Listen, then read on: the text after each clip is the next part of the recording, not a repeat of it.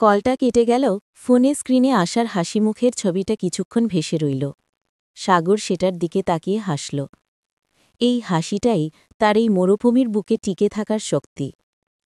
6 মাস দেখতে দেখতে 4 মাসে এসে ঠেকেছে। সময় যে খুব দ্রুত কাটছে তা নয়, বরং প্রতিটা দিন যেন আরও দীর্ঘ হয়েছে। ফেরার দিন যত কাছে আসছে, সাগরের অস্থিরতা তত বাড়ছে। এর মধ্যে কাজের চাপও বেড়েছে। কোম্পানি নতুন প্রজেক্ট পেয়েছে, ওভারটাইম বাধ্যতামূলক। সাগর না করতে পারে না। সে জানে এই অতিরিক্ত খাটুনির টাকাটা দেশে ফিরলে কত কাজে দেবে। একদিন সাইটে কাজ করার সময় প্রচণ্ড গরমে আর ক্লান্তিতে সাগর মাথা ঘুরে পড়ে যায়। জ্ঞান ফেরে লেবার ক্যাম্পের ডিসপেন্সারিতে। ডাক্তার বলেছে হিট স্ট্রোক, কড়া করে বিশ্রাম নিতে বলেছে। কিন্তু সাগরের কি বিশ্রাম নিলে চলে? 2 দিন পরই সে আবার কাজে যোগ দেয়। রাতে আশাকে কল দিলে সে সাগরের গলা শুনেই ধরে ফেলে। তোমার কি হয়েছে? গলা এমন বসা কেন? শরীর খারাপ? আশার উৎকণ্ঠা ফোনের এপাশ থেকেও টের পাওয়া যায়। সাগর এড়িয়ে যেতে চায়। কুই, কিছু না তো, কাজের চাপে। মিথ্যে বলবে না, আমি তোমার সব বুঝি। কি হয়েছে ঠিক করে বলো। আশার স্বরে আবদারের চেয়ে বেশি ধমক। সাগর আর লুকোতে পারে না, সব খুলে বলে। ওপাশটা মুহূর্তের জন্য চুপ হয়ে যায়। সাগর ভয় পেয়ে যায়। হ্যালো, আশা, কাঁদছো নাকি? ভেজা গলায় আশা উত্তর দেয়। আর ভালো লাগে না সাগর, সব ছেড়ে চলে আসো। আমাদের এত টাকা লাগবে না।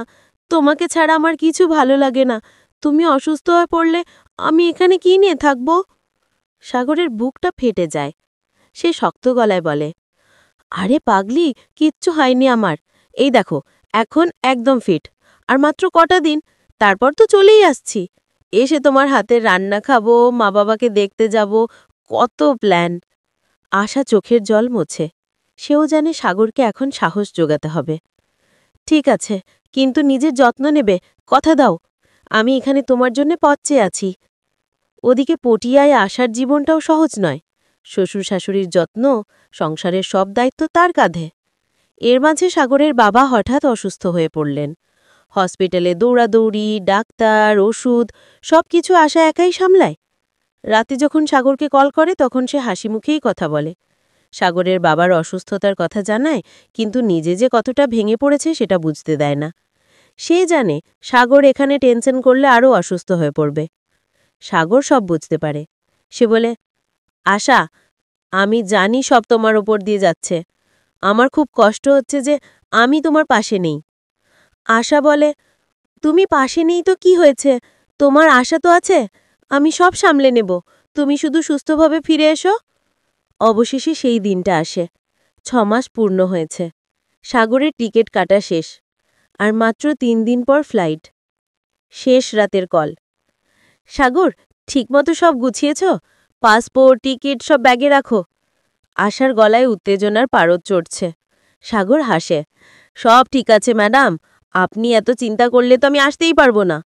ফাইজলামি করো না। জানো, আজ সারা রাত আমার ঘুম আসবে না।